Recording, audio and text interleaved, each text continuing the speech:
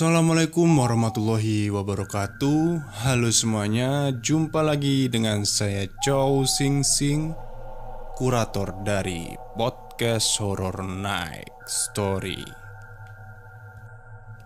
Oke, sebelumnya saya minta maaf kepada kalian karena saya jarang upload minggu-minggu ini.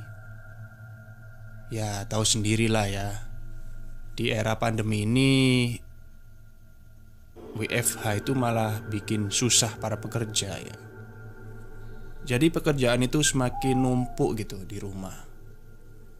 Tapi saya usahakan seminggu 2 atau 1 kali saya upload. Dan seperti biasanya pada malam hari ini saya kembali dan akan menceritakan kepada kalian tentang sebuah pengalaman mistis yang dialami oleh seseorang. Dan kisah kali ini saya dapat kiriman dari pembaca, maksudnya penonton YouTube saya. Namanya Mas Abdul Ghafur. Jadi beliau menceritakan tentang sesuatu yang ada di rumahnya. Seperti apa ceritanya? Mari kita simak.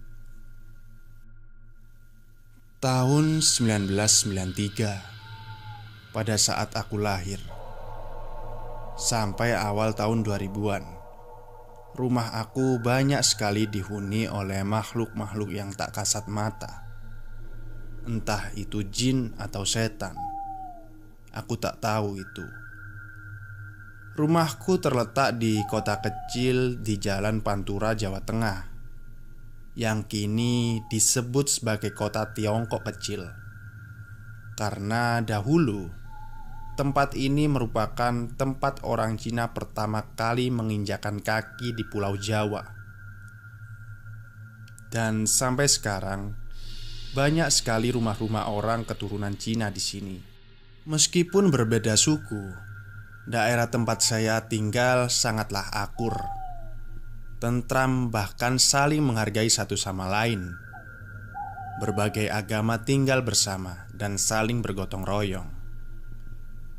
Di sekitar rumahku terdapat 2 bangunan pesantren.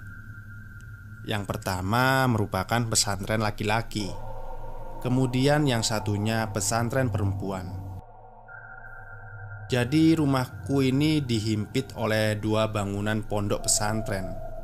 Namun meskipun dekat dengan pesantren yang setiap harinya terdengar suara anak-anak mengaji, hal itu tidak berpengaruh pada kehororan rumahku. Pada suatu malam, saat aku masih SD, aku tidur bersama ibuku, yang kamarnya terletak paling depan dekat dengan ruang tamu. Sedangkan bapakku tidur di kamar tengah dan kakakku tidur di kamar belakang. Pada saat kejadian seram itu, adikku belum lahir karena dia lahir di tahun 2009. Jadi saat itu aku masih anak bontot dan 2 bersaudara. Kami laki-laki semua. Entah jam berapa saat tengah malam, aku tiba-tiba terbangun dari tidurku. Aku menoleh samping. Aku lihat ibu aku tidur dengan lelapnya. Kemudian aku masih terbaring, memposisikan diri senyaman mungkin. Tapi susah buatku untuk memejamkan mata. Sudah beberapa kali aku coba ubah posisi tidurku, tapi masih saja tidak bisa buat tidur lagi. Sampai akhirnya indera penglihatanku menatap pintu kamar yang pada saat itu terbuka. Memang pintu kamar itu tidak pernah ditutup, dengan maksud biar hawa terasa sejuk. Namun saat itu aku terperangah melihat sesosok perempuan berbaju putih berambut panjang di depan pintu kamar, persis sedang melayang. Jujur saja, Saat itu aku tidak takut. Bahkan aku mengucapkan salam dengan pelan. Karena guru mengajiku pernah mengajarkan ucapkan salam kepada orang ataupun makhluk ciptaan Allah lainnya. Kejadian itu merupakan pengalaman awal aku melihat sosok tak kasat mata itu. Keesokan harinya, aku bercerita kepada kakak aku, tapi dia tidak mempercayainya. Kakakku termasuk orang yang paling penakut di keluarga. Saat aku bercerita bertemu dengan sosok perempuan itu, dia tidak terlalu memperhatikan. Dengan maksud, dia tidak mau membayangkan kejadian yang aku alami semalam. Kejadian-kejadian aneh selama bertahun-tahun aku alami. Dan suatu malam, pada saat ibuku menemaniku tidur, bapakku duduk di kursi samping ibuku. Beliau bercerita tentang kerjaannya. Bapak sama ibuku ini bekerja sebagai guru SD yang sekolahannya berada di dekat rumah kakekku. Mereka satu sekolah. Jadi hampir setiap malam bercerita tentang hal-hal yang berkaitan dengan pekerjaannya. Saat sedang asik-asiknya mengobrol, ibuku mengelus-ngelus punggungku dengan maksud aku bisa segera tidur. Tapi tiba-tiba bapakku berteriak kesakitan sampai tersungkur ke bawah. Ibuku langsung membantu beliau untuk berdiri. Setelah itu bapakku bilang ada kepalan tangan besar menghujam muka bapak sampai beliau terjatuh dari kursinya. Kemudian ibuku mengambil segelas air minum untuk bapakku biar keadaannya menjadi tenang. Anehnya, aku tidak bisa menoleh dan melihat keadaan bapakku, dikarenakan pada saat aku ditidurkan oleh ibuku, posisiku membelakangi mereka. Jadi ketika aku mencoba untuk menoleh, badan terasa berat.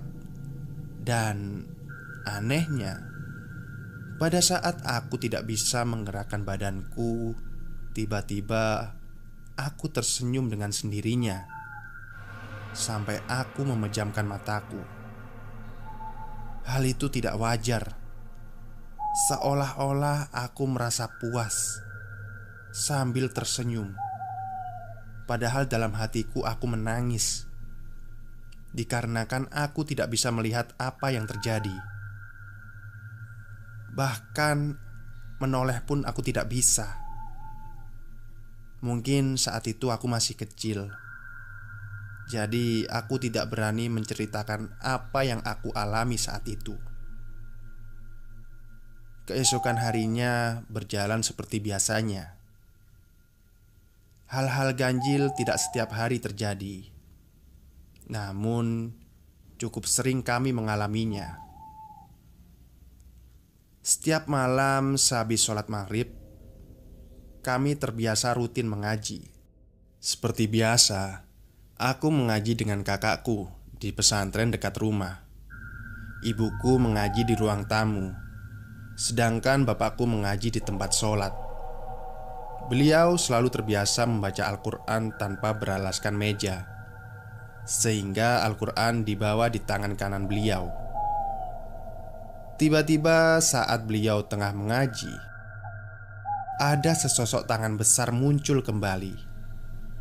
Dan kali ini menampar tangan bapakku yang menyebabkan Al-Quran jatuh dan bacaan mengaji beliau berhenti. Bapak saya beristighfar waktu itu, kemudian membaca doa-doa, dan beliau melanjutkan dan menyelesaikan mengajinya. Di malam itu juga ada kejadian aneh lagi. Kali ini aku tidur bersama kakakku. Tengah malam aku terbangun. Aku lihat jam. Sekitar jam 2 dini hari, pikirku. Saat itu hujan sangat deras. tiba-tiba di depan kamar muncul sesosok gerandong.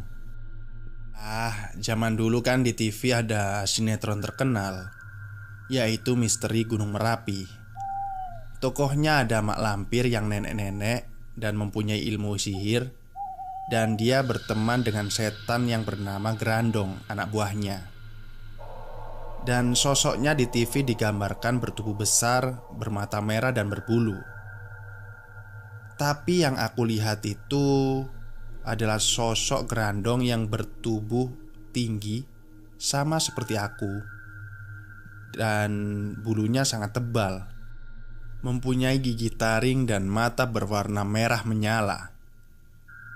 Aku lihat dia dari kasur. Jujur, saat itu aku tidak merasa takut. Bahkan aku lihat dia menghampiriku.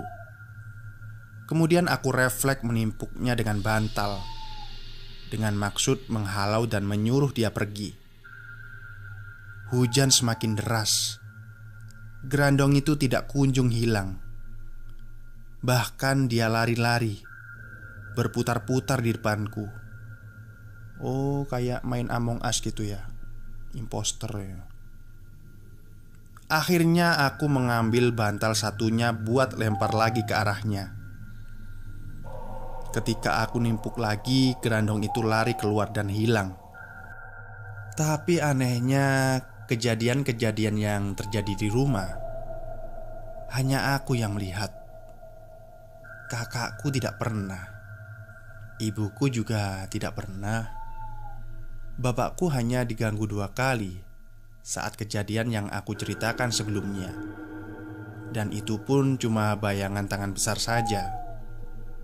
Sedangkan aku diperlihatkan sesosok perempuan baju putih sama gerandong dengan sangat jelas. Dan yang membuatku bingung, kenapa mereka menampakkan diri dengan jelas hanya di depan mataku. Banyak kejadian-kejadian aneh yang aku alami, tetapi 2 sosok makhluk itu yang hanya aku ceritakan detailnya. Sampai akhirnya aku bercerita kepada bapak ibuku apa yang aku alami bertahun-tahun ini. Hingga akhirnya orang tuaku meminta bantuan kepada orang yang tahu tentang hal gaib. Awalnya ada seorang pria barubaya, ya bisa dikatakan orang pintar lah, tetangga dari teman ibuku. Beliau mencoba mengusir sosok-sosok yang mendiami rumah saya. Syarat-syarat barang apa saja yang diminta orang tersebut sudah dipenuhi oleh bapakku. Ritual pembersihan dimulai pada siang hari sampai adzan asar berkumandang. Hal itu jujur kurang begitu meyakinkan bagi bapak dan ibuku. Cara tersebut berlawanan dengan yang diajarkan oleh agama kami. Tetapi ibu dan bapakku merasa tidak enak. Soalnya tetangga teman ibu saya ini cuma ingin membantu. Tetanggaku ini membantu karena pada saat itu ibuku bercerita tentang kehororan yang kami alami di teras rumah temannya. Kemudian tak sengaja terdengar oleh tetangganya, yang mana orang itu adalah orang yang membersihkan rumahku saat ini. Setelah itu, hari demi hari tetap saja ada kejadian yang kami alami. Melihat sosok hitam besar di kamar, terus pintu kamar ada yang menggedor-gedor, sehingga bapak saya meminta bantuan ke temannya yang mana beliau merupakan seorang kiai. Malam pun tiba. Teman bapak saya yang seorang kiai datang bersama 4 santrinya. Kemudian setelah berbincang-bincang sebentar, kiai tersebut dengan santrinya memulai dengan membaca doa-doa. Ada ayat kursi, yasin, dan beberapa bacaan doa yang ada di Al-Quran. Dan di tangan beliau sedang membawa sebuah botol kosong yang tertutup rapat. Saat selesai memanjatkan doa, tiba-tiba Pak Kiai berdiri dan langsung tangannya seolah-olah menarik sesuatu, kemudian dimasukkan ke botol. Dan sesaat kemudian salah satu santrinya kerasukan seperti dia itu melawan gitu ke Pak Kiainya. Setelah itu Pak Kiai mendekati santri tersebut dan menyadarkannya.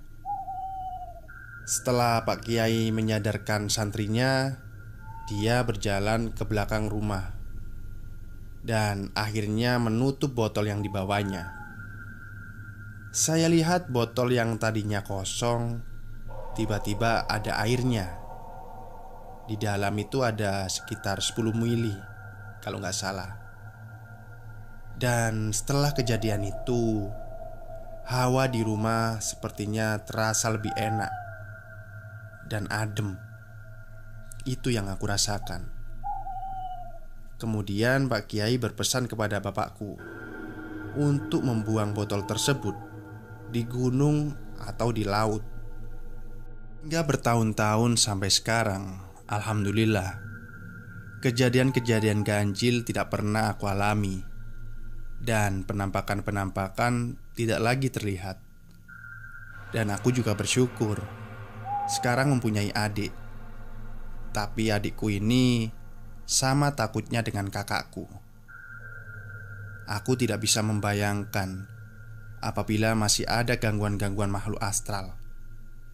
Mereka pasti sangat ketakutan. Karena ketika aku atau bapakku bercerita tentang masa lalu rumah ini, mereka marah-marah karena mungkin mereka takut. Sekian cerita dari saya. Terima kasih. Oke, Mas Abdul Ghafur, terima kasih atas kiriman ceritanya ya. Setiap rumah itu pasti ada penghuninya. Entah itu makhluk gaib atau makhluk nyata seperti manusia. Tapi yang saya lucu tadi, ya nggak lucu sih, ya menyeramkan kalau mengalami beneran. Itu gerandongnya muter-muter di ruangan gitu ya. Jadi ingat main Among Us gitu ke saya. Ya, itu aja sih yang bisa saya ceritakan malam ini. Semoga kalian terhibur. Selamat malam dan selamat beristirahat.